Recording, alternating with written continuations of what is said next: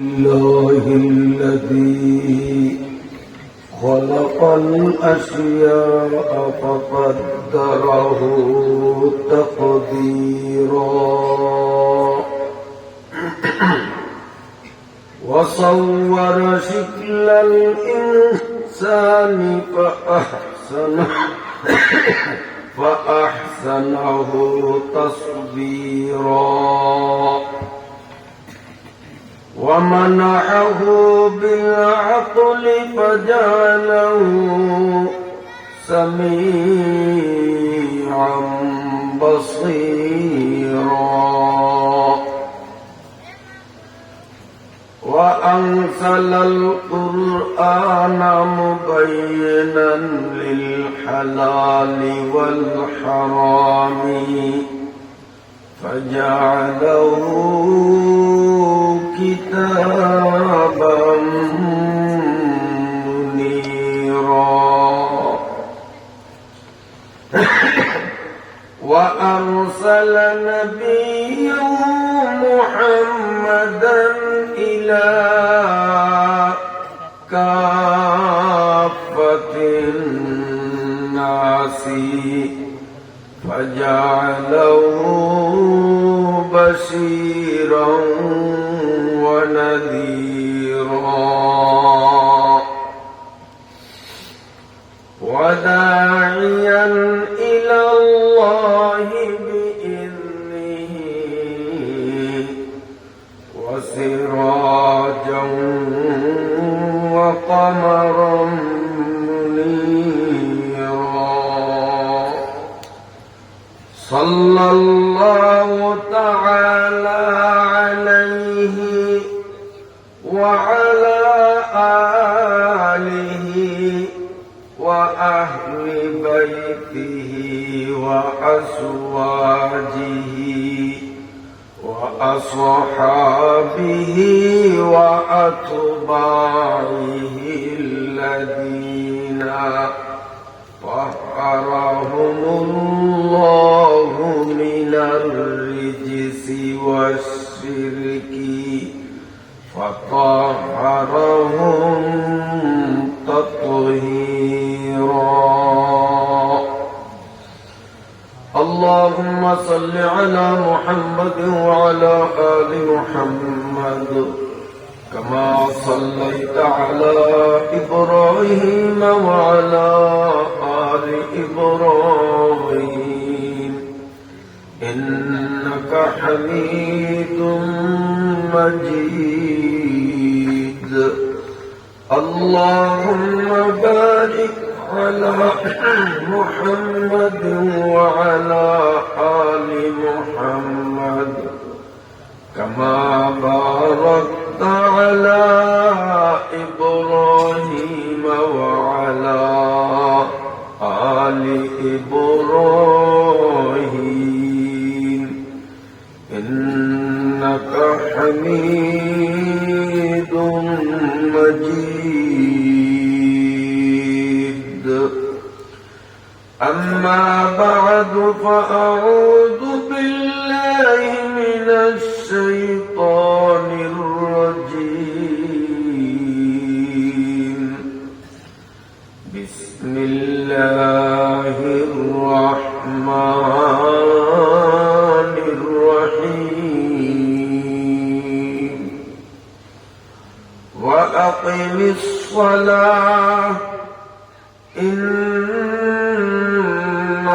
الصلاة تنهى عن الفحشاء والمنكر ولذكر الله أكبر صدق الله مولانا العظيم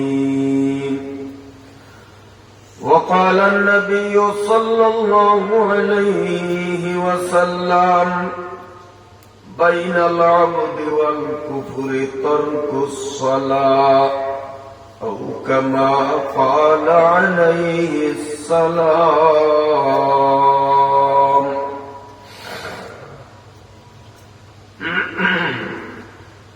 আজ 2রা জানুয়ারি 2026 রোজ শুক্রবার, বুরহানুদ্দিন থানাধীন দেউলা শেখপুর খন্দকার বাড়ি নুরানি হাফিজি মাদ্রাসা ও স্থানীয় যুব তাফসীর কমিটির যৌথ উদ্যোগে একটানা 3 দিন ব্যাপী আয়োজিত বার্ষিক 7ম বার্ষিক তাফসীরুল কোরআন মাহফিলের আজ দ্বিতীয় দিনের সমাপনী পর্বের শ্রদ্ধাভাজন মহতারম সভাপতি কাবিলে সদ এহতেরাম ওয়ারাসাতুল আম্বিয়া হযরত উলামায়ে কিরাম, বয়োজ্যেষ্ঠ সম্মানিত মুরব্বীগণ, যুবক বাবারা, আদর ও স্নেহের কচিকাচা ছোট্ট সোনামণিরা, পর্দার আড়ালে অবস্থানরত আমার শ্রদ্ধেয়া সম্মানিতা মায়েরা, বোনেরা ও মেয়েরা, আমি আপনাদের সামনে পবিত্র কোরআনুল কারীম থেকে একটি আয়াতের অংশবিশেষ তৎসঙ্গে রাসূলুল্লাহ সাল্লাল্লাহু আলাইহি ওয়াসাল্লামের বহু সংখ্যক হাদিস সম্ভার থেকে ছোট্ট একটি হাদিস পরিবেশন করলাম। আল্লাহ তাআলা যদি তৌফিক ইনায়েত করেন, তিলাওয়াতকৃত আয়াতাংশ ও পঠিত হাদিসের আলোকে কিছু জরুরি ও গুরুত্বপূর্ণ কথা আলোকপাত করার ইচ্ছে করলাম ইনশাআল্লাহ তাআলা। প্রথমেই আল্লাহ রাব্বুল আলামিনের দরবারে মনের গহীন থেকে অকপট অন্তরে সশ্রদ্ধ কৃতজ্ঞতা আর শুকরিয়া নিবেদন করছি, যিনি আজকের মতো এমন তীব্র প্রচন্ড হাড় কাঁপানো শীতের দিনেও শীতের কষ্টকে উপেক্ষা করে কোরআনের মজলিসে আলেম উলামাদের সোহবতে রহমতের ফেরেশতাদের বেষ্টনীতে সুশৃঙ্খল ভাবে সশরীরে উপস্থিত হওয়ার তৌফিক যে আল্লাহ আমাদের দান করলেন, সে আল্লাহকে শুকরিয়া জানাই, বলুন আলহামদুলিল্লাহ। ওয়াজ মাহফিল, তাফসীর মাহফিল, এগুলোর মূল উদ্দেশ্য কি? কোরআন এবং হাদিস আমাদেরকে যে পথ নির্দেশনা দিয়েছে, এগুলো আলোচনা পর্যালোচনা হবে। আলোচক এবং শ্রোতাবৃন্দ উভয় পক্ষ এক প্ল্যাটফর্মে উপনীত হতে হবে যে যা আলোচনা হবে আমরা মানার নিয়তে বলবো, মানার নিয়তে শুনবো। ঠিক আছে না? শুধু শোনার নিয়তেই শুনবো, যে শুনে শুনে কান মজা করব, কানে স্বাদ লাগাবো। ওয়াজের আগেও আমার গতি যা, ওয়াজের পরেও তা। একটা জিনিস আমাদের বিচার করা উচিত, 3 দিন ব্যাপী মাহফিলের একদিন গতকাল শেষ হলো, আজকে দ্বিতীয় দিনে আমরা পদার্পণ করেছি।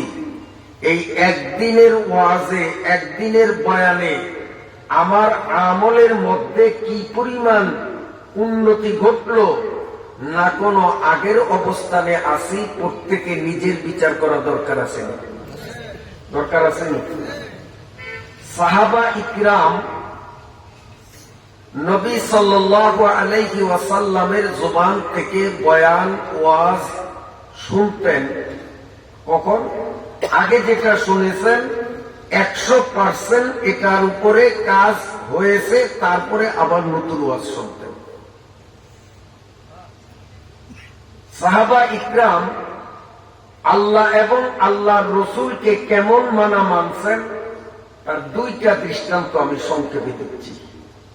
একদিন মদিনার মসজিদে রাসূলুল্লাহ সাল্লাল্লাহু আলাইহি ওয়াসাল্লাম ওয়াজ করতেছেন, মসজিদের মিম্বরে বসে।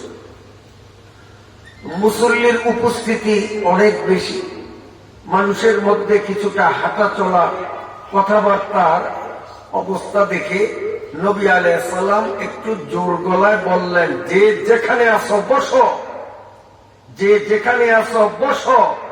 এই শব্দটা বলার সাথে সাথে সব সাহাবীরা বসে পড়ছে।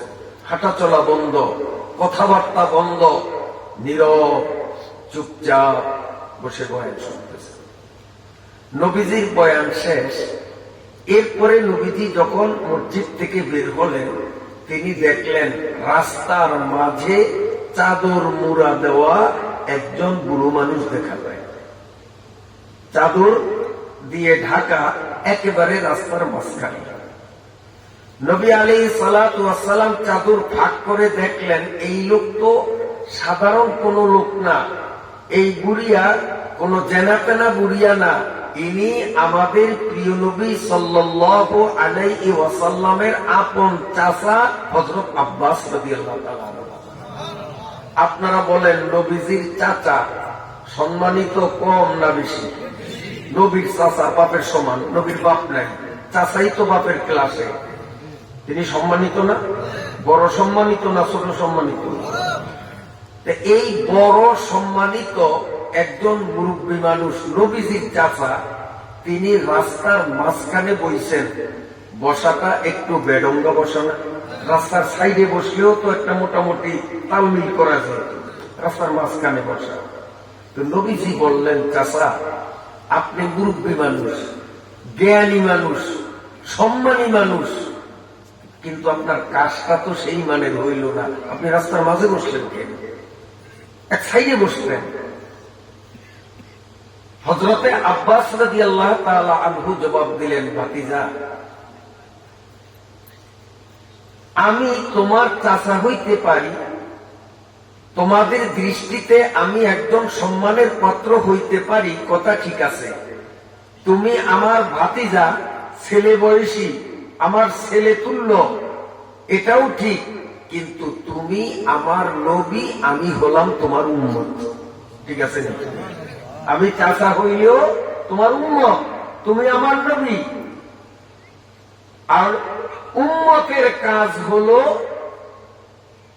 নবীর কোন হুকুম কানে আসলে কাল বিলম্ব না করে তাৎক্ষণিক নবীর নির্দেশ পালন করা, এটা নবীর উম্মতের জন্য বাধ্যতামূলক।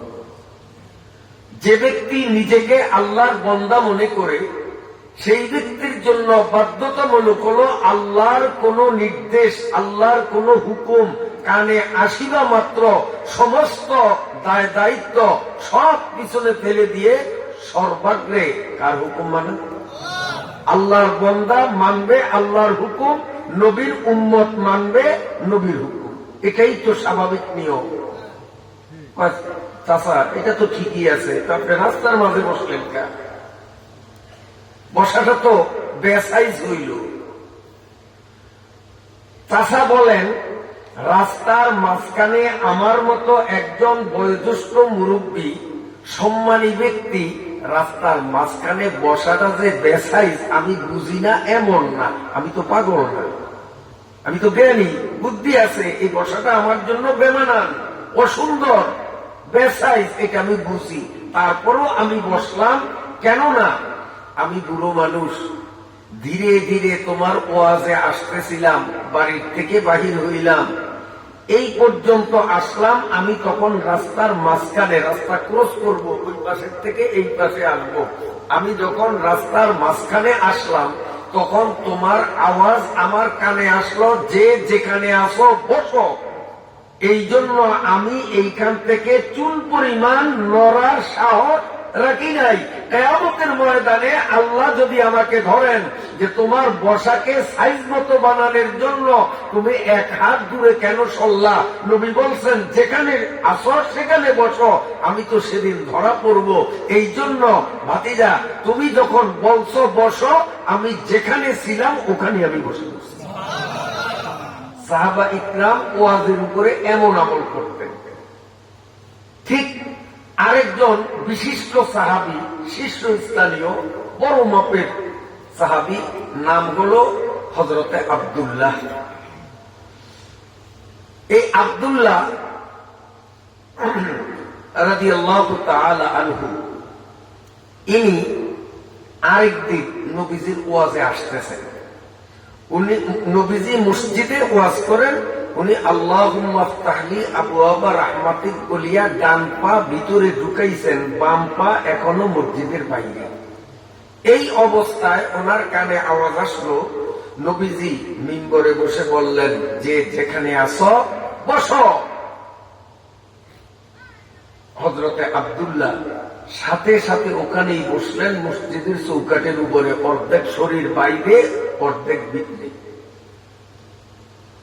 পুরা বয়ান ওই অবস্থায় তিনি বসা, নবীজি খেয়াল করেন নাই।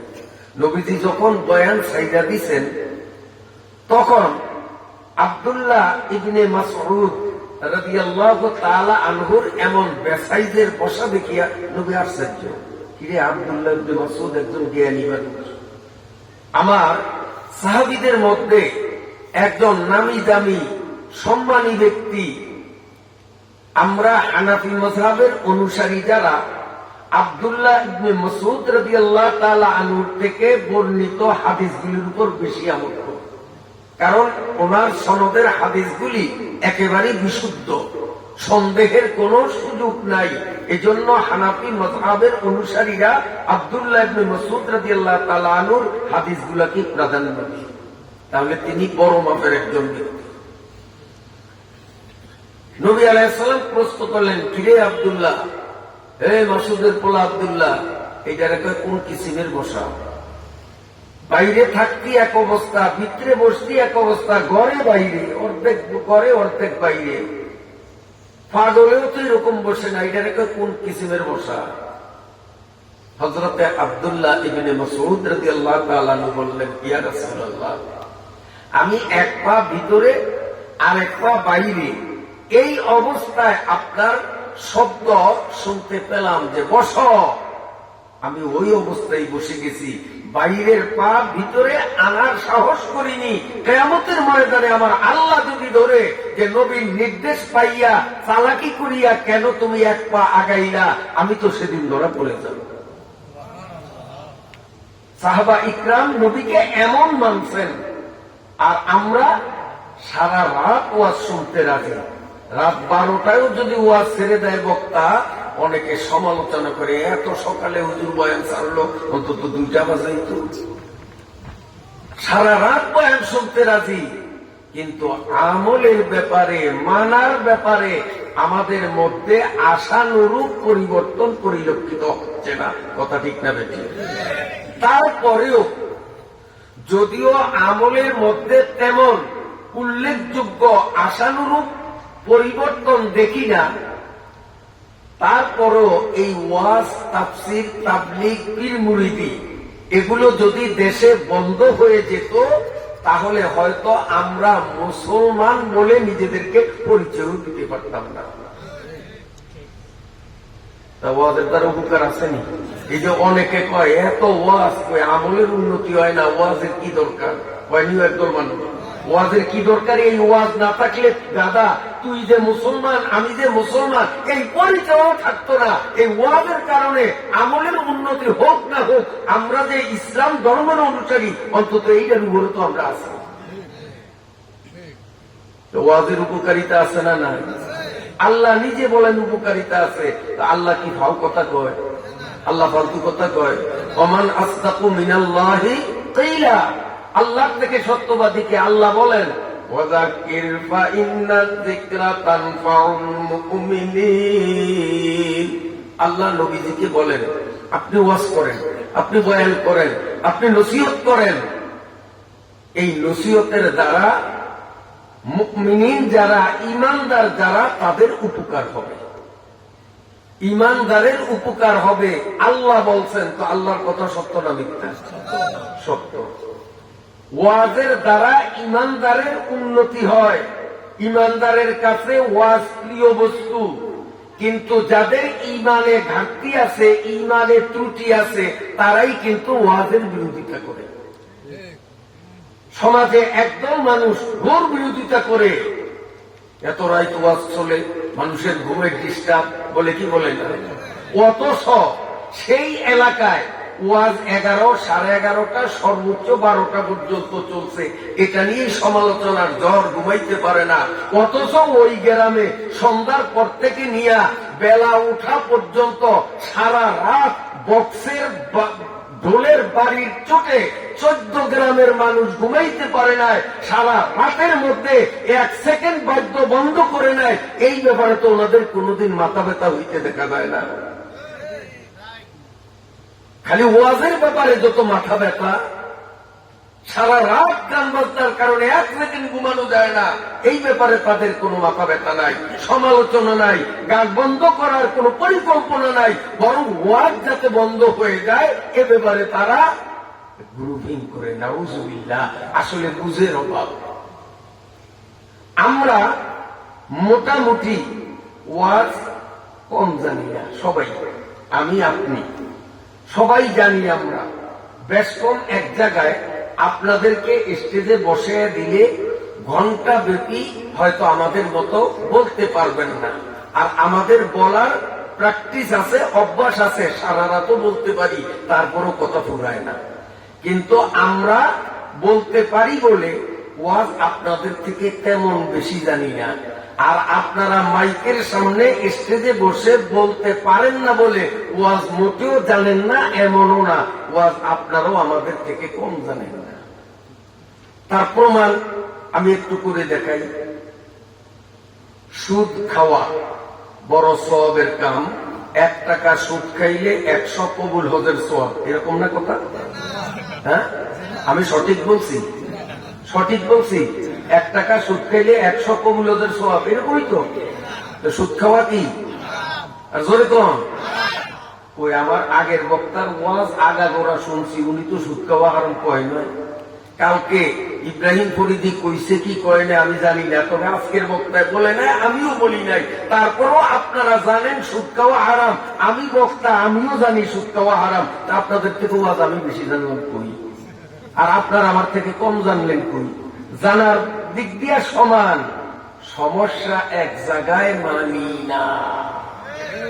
মুসলমানি বওয়াদ গরদান আদান, মুসলমানি বওয়াদ গরদান আদান, হেনা দে খুদ বদাসে খাজাদান। জানলেই মুসলমান হয় না, জানলেই যদি মুসলমান হইতো সবচেয়ে বড় পাক্কা মুসলমান আবু জেহেল হইতো। তার কারণ আবু জেহিলিয়া সোরার বাড়ি আমার নবীর বাড়ি পাশাপাশি ছিল, আমি নিজের চোখে দেখে আসছি। নবীর বাড়ির থেকে আবু জেহেলের বাড়ি একেবারে অদূরে ছিল, কাছে ছিল। আমার নবী ঘরে যদি বসে কোন সাহাবীদেরকে ওয়াজ করতেন, নিজের স্ত্রীদেরকে ওয়াজ করতেন, আবু জেহেল নিজ ঘরে বসে বসে সেই ওয়াজ শুনতো। আপনারাই বলেন, আমি কি নবীর থেকেও বড় বক্তা? নবীর থেকে আমার পাওয়ার বেশি? আমি নবী বলি তো ভালো কথা, সারা পৃথিবীর সমস্ত বক্তা, সমস্ত আলেম, সমস্ত মুফাসসির যদি একসাথ করেন, আমার নবীর বসনের সমান হইব নি? হইব? হইব না। সেই নবীর মুখের ওয়াজ আবু জেহেল শুনিয়া কোনটা হালাল কোনটা হারাম সে জানছে, কিন্তু মুসলমান হইছে? মুসলমান হইছে? তো জানলেই যদি মুসলমান হয়, তা আবু জেহেল কেন মুসলমান হইল না? উতবা কেন মুসলমান হইল না? আদমিয়ত লামশাম পোস্তনিস, আদমিয়ত জুজরে যায় দোস্তনিস। মুসলমান শুধু জানলেই হয় না, মুসলমান হইতে হলে জানতে হবে, জানা অনুযায়ী মানতে হবে। ঠিক আছে? তাহলে সুদ হারাম এটা আমরা সবাই জানি।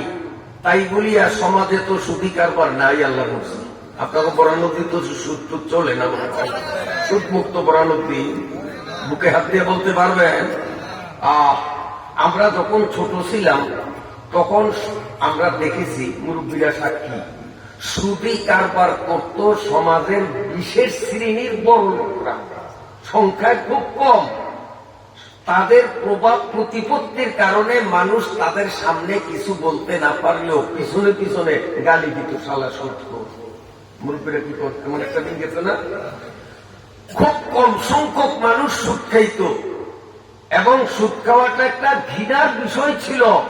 বড় লোকের ভয়ে সামনাসামনি বলতে পারতো না, পিছনে পিছনে বলতো শালা বড় সুদ খোর। কিন্তু এখন বর্তমানে সুদ খাওয়া এটা একটা ক্রেডিট, এটা একটা ফ্যাশন। কিরে এই মাসে তোর সুদ কত হয়েছে? এত টাকা। আমার সুদ এই মাসে তোর 3 গুণ, এটা গৌরব করে। এখন সেই যুগ চলতে আছে। কিতাবের মধ্যে লেখে আল্লাহ রাব্বুল আলামিন তার নবী হযরতে দাউদ পয়গম্বরকে ডাকিয়া বলেন, ও নবী আমার দাউদ, তুমি দুনিয়ার মানুষরে আমি আল্লাহর পক্ষ থেকে জানাইয়া দাও, সুদ হারাম আমি আল্লাহ ঘোষণা করেছি। এই কথা জানার পরেও যেই মানুষগুলো সুদ খাবে তাদের জানাইয়া দাও, ওই মানুষগুলো সুদখোর গুলো যখন হাসরের মাঠে উঠবে, জাহান্নামের নির্দয় নিষ্ঠুর একদল ফেরেশতা জাহান্নামের জ্বলন্ত আগুনের এক মুঠ কাঠি আনিয়া হাসরের ময়দানে লক্ষ লক্ষ কোটি কোটি মানুষের সামনে সুদখোরের 2 চোখের মধ্যে জ্বলন্ত কাঠি দিয়া গুঁতো মারতে থাকবে।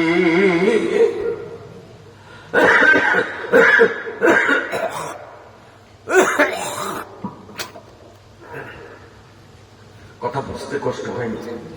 কথা বুঝে আসে? বিরক্ত হয়েছেন নি আমার কথা? সুদ খাওয়া নিজের মায়ের সাথে অপকর্ম করার চেয়েও মারাত্মক। অথচ এই সুদ এখন ঘরে ঘরে ঘরে ঘরে যেখানে সেখানে। আমার ভাইরা বাবাজিরা, আমি আপনাদের জিজ্ঞাসা করি, আরেকজনের জিনিস তাহার অনুমতি ছাড়া হয়তো চুরি করিয়া অথবা আমি শক্তিশালী তার উপরে বল প্রয়োগ করিয়া জোর করিয়া তার মাল আমি খাইলাম, এটা তো বড় সওয়াব কামাইলাম। এটা বড় সওয়াবের কাম না?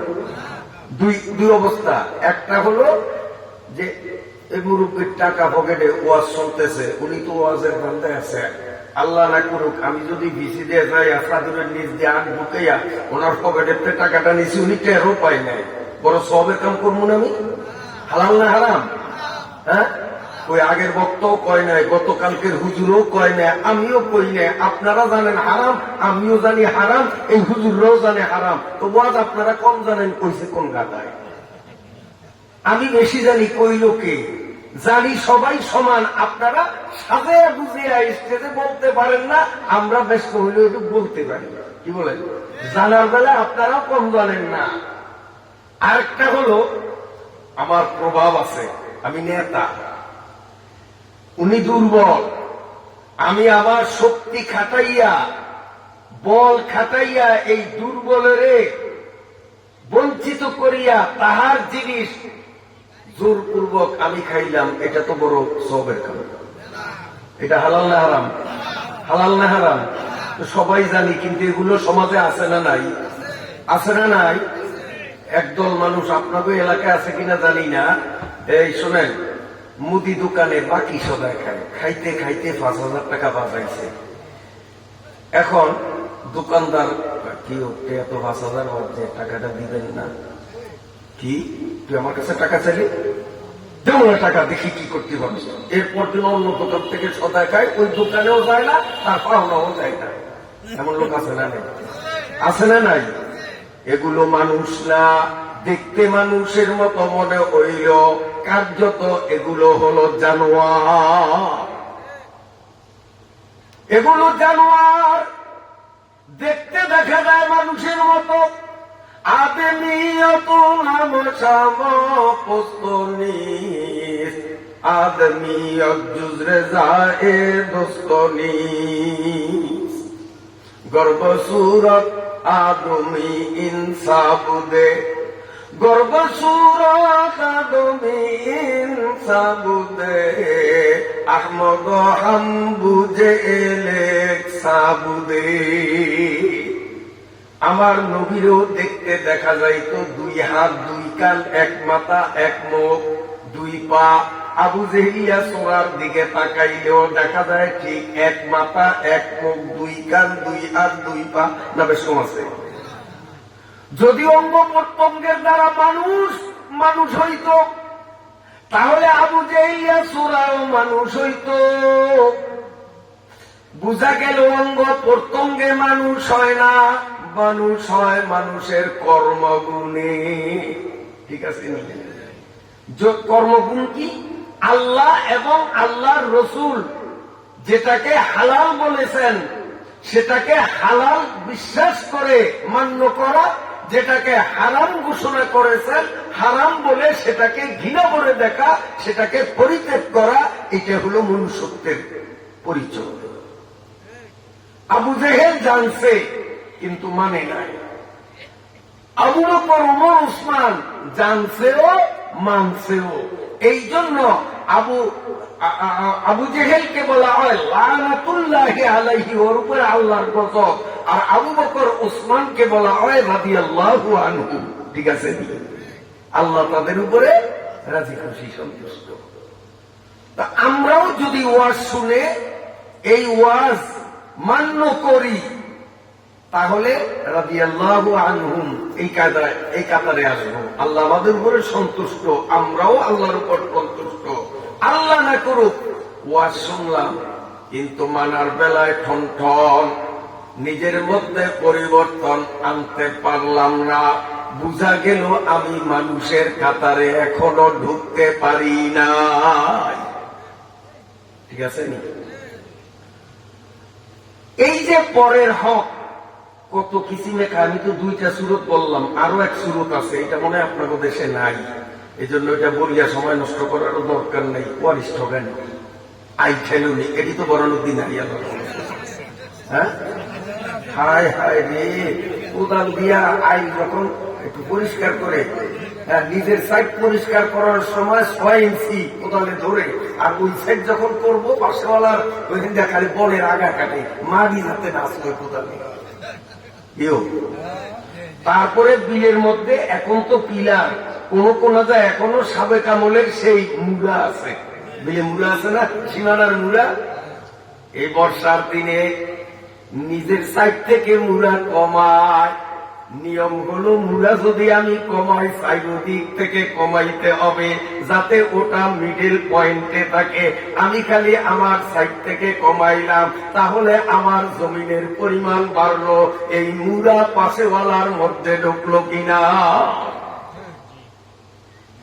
রাসূলুল্লাহ সাল্লাল্লাহু আলাইহি ওয়াসাল্লাম বলেন, মিশকাত শরীফ প্রথম খণ্ডে হাদিসটা আসছে, যেই ব্যক্তি জোর করিয়া 1 বিঘত জমি ঠকাইয়া খাইবে, সাইওয়ারিসে ঠকাইয়া খাক, অথবা কাগজপত্রে ভেজাল লাগাইয়া দুর্বল পার্টিরে বঞ্চিত করিয়া খায়, মাত্র 1 বিঘত জমিন, এইভাবে 1 বিঘত, এইভাবে 1 বিঘত, দৈর্ঘ্য প্রস্থ 1 বিঘত, এই 1 বিঘত পরিমাণ জমিন যেই ব্যক্তি জোর করিয়া খাইবে, কিয়ামতের ময়দানে 7 তবক জমিন ওই নাফরমানের গলায় ঝুলাইয়া দেওয়া হবে।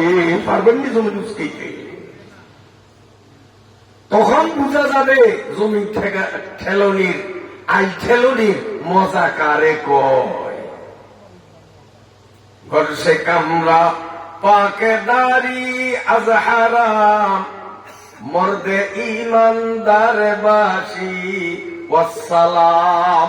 আল্লামা ফরিদউদ্দিন আত্তার রাহমাতুল্লাহ আলাইহি তার জগৎ বিখ্যাত পান্ডেনামায় আত্তারের মধ্যে তিনি সুস্পষ্ট অক্ষরে লিখে গেছেন, গরসে কামরা পাকেদারি আজ হারাম, মর্দে ইমানদার বাসি ওয়াসসালাম। ও মুসলমান, তুমি যদি হারাম থেকে এড়াইয়া চলতে পারো, হারাম জিনিস যদি তুমি বক্ষণ করা পরিত্যাগ করতে পারো, তাহলে নিশ্চিত তুমি ইমানদার। তুমি নিজের যত ইমানদার দাবি করো, কিন্তু সুদের হারামে জড়িত, আই ঠেলনির হারামে জড়িত, জমিন ঠেলনির হারামে জড়িত, চুরি সোসামি চিন্তায় হারামের মধ্যে জড়িত, পরিষ্কার কথা, তুমি নিজের ইমানদার দাবি করলেও আল্লাহর রেজিস্ট্রারিতে ইমানদারের লিস্টিতে তোমার নাম থাকলো না। সবাই বলি নাউযুবিল্লাহ। হারাম খাইলে ইমান থাকে না। আরো এক প্রকার হারাম, যেটা চুরিও না, গুন্ডামিও না, আইঠেলনিও না, কিন্তু তারপরও হারাম, নিজের জিনিস নিজে খায়, কর্মগুণে হারাম হয়। কইতাম নি এইটা বেশি খায় শীতকালে। এ বর্তমানে কিন্তু ঘরে ঘরে হারাম খাওয়া চলতে আছে, এটা গরমকালে খুব কম খায়। এটা হইল হাঁস। খায়নি আপনাকে বড় নদীরা? কেমনে খায় আমি বহু জায়গার থেকে তথ্য পেয়েছি। আমার মায়েরা ভালো করিয়া শুনেন, অনেক জায়গার বাস্তব ঘটনা আমি জানতে পারছি, তাই বাস্তব কথাটা বলবো। হাত জবাই কইয়া মহিলারা চাইরা দেয়, যখন এটা লাফালাফি করতে করতে যখন শান্ত হইয়া যায়, তখন আস্থা হাঁসটারে গরম পানির মধ্যে চুবাইয়া তার পশম ছাড়ায়। এরম না? গরম পানিতে চুবাইয়া পশম ছাড়ায়, তারপরে তার পেট ফারিয়া নারী বুড়ি ফালায়।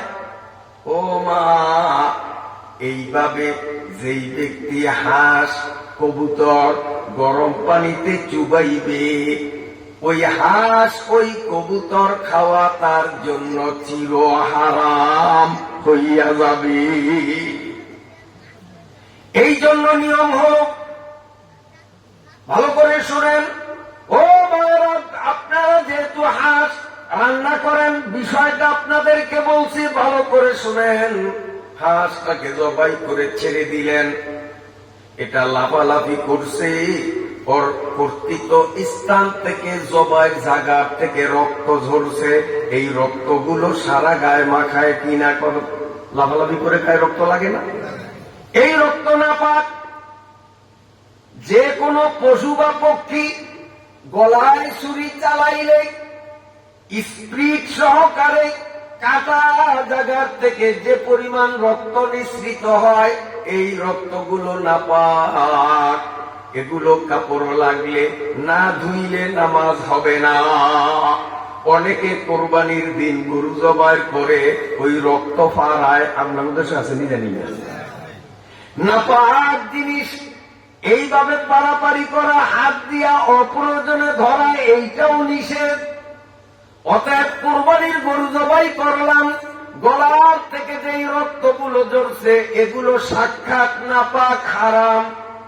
হারাম জিনিসগুলোর মধ্যে মনের আনন্দে পা দিয়া নাচানাচি করা, লাফালাফি করা, এটা শরীয়ত অনুমোদন করে না।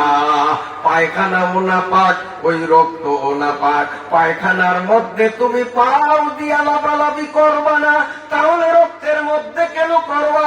পায়খানাও যেই মানের নাপাক, ওই রক্ত একই মানের নাপাক। নাপাকের মধ্যে কোনো তারতম্য নাই, কোনো বেশ কম নাই। কথাটা বুঝাইতে পারছিনি?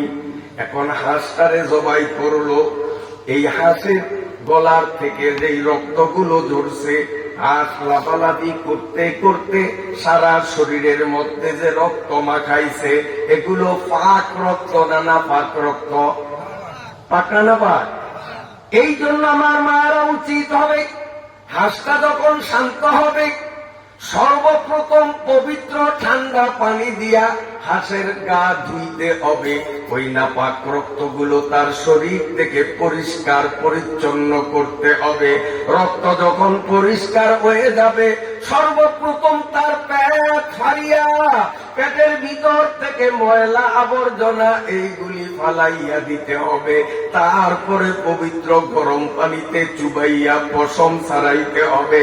তাহলে এই গোশত তার জন্য হালাল। যদি রক্ত না ধুইয়া কিংবা পেট না ফারিয়া এই নারী বুড়ি সহ গরম পানির মধ্যে চুবায়, ওই গোশত খাওয়া হারাম, কোন মতে হালালের কোন সুরত নাই, একেবারে হারাম। বহু মহিলারা হাঁস দইরা শতকরা 100 জন বলল অতিরঞ্জন হবে না, এরপরে শতকরা 2-4 জন মহিলা আগে পেট করে, শতকরা 98-99% মহিলারা পেট না পারিয়া, পেট পরিষ্কার না করিয়া আগে গরম পানিতে চুবায়। ফার্মের মুরগির দোকানেও অনেক জায়গায় দেখেছি পেট না পারিয়া, রক্ত না ধুইয়া, ওই রক্ত সহ পেটের নারী বুড়ি সহ গরম পানির মধ্যে চুবাইয়া পরিষ্কার করিয়া তারপরে ছুরি দিয়া পেট কাটিয়া আবর্জনা ফালাইয়া পলিথিনে প্যাকেট করিয়া নেয়। ওই ব্রয়লার খাওয়াও হারাম। বুঝাইতে পারছি? মশলা বুঝাইতে পারছি? এটা হালালের কোনো পথ নাই, ফলে দিতে হবে, ফলে দিতে হবে। অনেকে তো মাসলা না জানার কারণে এরকম করে, আবার অনেকের মাসলা জানা আছে কিন্তু ভুল কর্মে করে। যেমন আমার বাড়িতে হয়েছে, আমি একবার 4টা কবুতরের বাচ্চা কিনছি।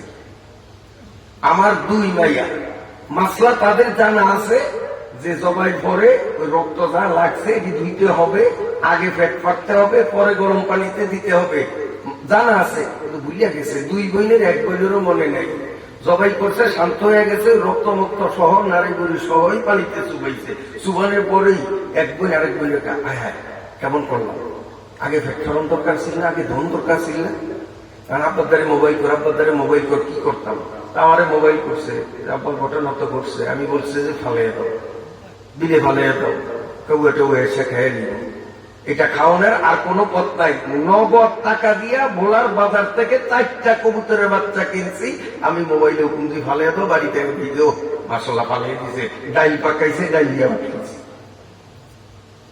অথচ এই হারাম তরিকায় হাঁস রান্না করিয়া নিজেরা খায়, মসজিদের ইমাম সাহেবকে দাওয়াত দিয়া খাওয়ায়। এই হারাম জিনিস ইমাম সাহেব পেটের মধ্যে ঢুকাইয়া মসজিদের মিম্বরে দাঁড়াইয়া আল্লাহু আকবার বলিয়া ইমামতি করবে। নিজের নামাজও হবে না, একজন মুক্তাদির নামাজও হবে না।